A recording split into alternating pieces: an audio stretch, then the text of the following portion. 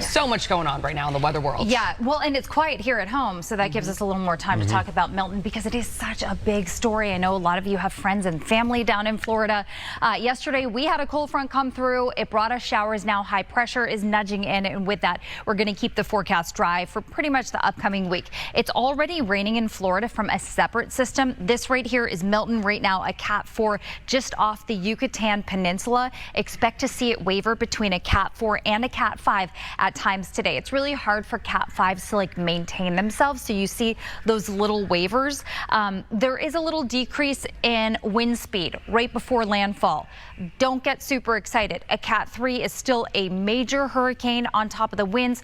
We've got record-breaking storm surge expected, tremendous amounts of rain for parts of Florida that will result in flooding as well.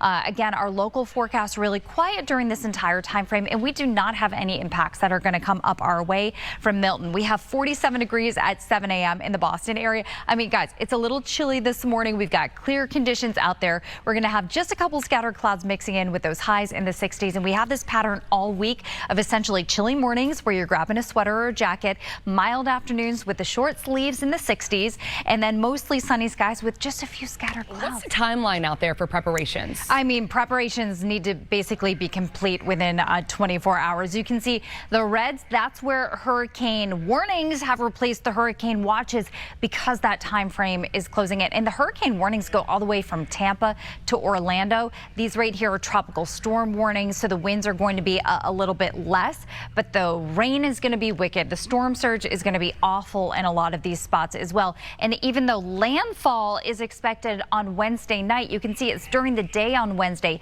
that those tropical storm force winds will develop, eventually hurricane force winds as well. That's why we're saying preparations essentially need to be completed within the next 24 hours.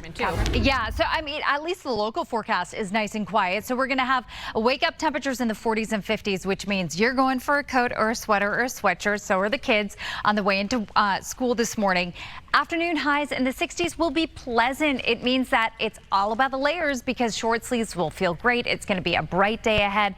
Here's your town by town highs with about 66 in Boston and Plymouth and Lawrence, 64 in Worcester, 63 Nantucket. We'll mix in a couple scattered clouds in the afternoon, and then overnight tonight it's essentially a rewind repeat forecast. We drop back into the 40s. That's how you wake up tomorrow morning, and from there we've got more of these mid to upper 60s. We'll probably toss in a couple more scattered clouds for the day tomorrow.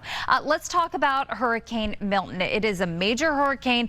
It's a Cat 4, but just shy of a Cat 5. And what you'll see today is that the strength probably bounces between Cat 4, Cat 5. I wanted to show you the wind field associated with the storm system because even though landfall is not expected until tomorrow night, you can see during the day tomorrow, even by late morning, those tropical storm force winds reach the coastline of Florida. We're going to have bands of rain to go along with those as well. So conditions go downhill during the day tomorrow. Landfall is expected here on Wednesday night / early Thursday morning as a strong Category 3. Keep in mind the category just accounts for the winds. We've got a storm surge.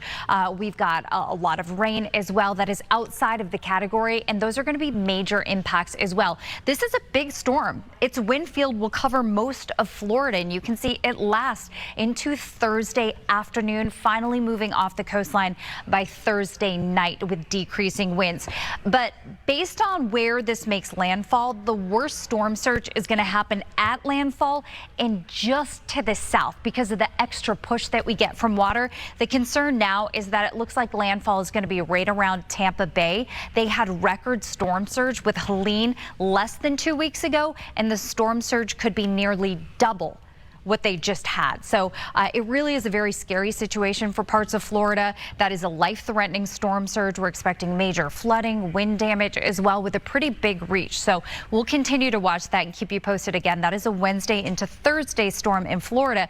Our local forecast stays quiet with morning 40s, afternoon 60s, and a mix of sun and clouds. A little bit warmer on Saturday. And also Milton, too. Yeah, of course. So we've got weather from your window kicking off this morning with a good amount of sunshine. This viewer viewer photo came in from David Fox at Safe Harbor in Rye, New Hampshire. And you can see that we've got a lot more clear sky versus the cloud cover this morning. And sun's coming up like right now in Boston. Sunrise is 6:50 this morning. You're going to see some beautiful color on the horizon. And we're actually going to keep it nice and bright today. A very different forecast from yesterday.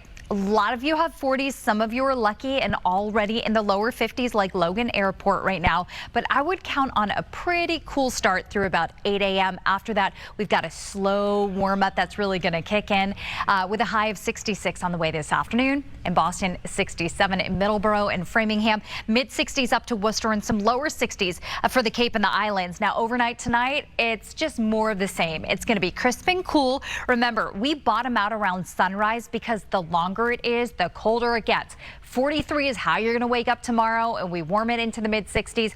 More of the same, just a couple extra scattered clouds in the skies tomorrow afternoon. So our pattern real quiet for the week coming up. I do want to talk about Milton and the environment that it's sitting in right now. So Milton is a Cat 4, so close to a Cat 5 hurricane, sitting off of the Yucatan Peninsula. The ocean waters down here are in the upper 80s, which is extremely warm. And when you look at the ingredients for a tropical storm or a hurricane, you need water temperatures over 80 degrees. You need low wind shear. You don't want winds basically outside of the storm, and you need a moist air mass. What's going to happen as Milton gets closer to the Florida coastline, it encounters a little bit of wind shear and a little bit of drier air as well. Now, it's not going to be enough to significantly weaken it, but there will be a little bit of weakening expected. I don't want to advertise that as an amazing thing because this is still going to be a strong, powerful, destructive hurricane when it heads towards the west coast of Florida, expected to make landfall close to Tampa Bay, but really landfall could be anywhere within that cone here on Wednesday night, and it's going to pack a punch. It's not just winds we're worried about. It is flooding rain. It is storm surge as well. I mean, we could be talking record rain, record storm surge.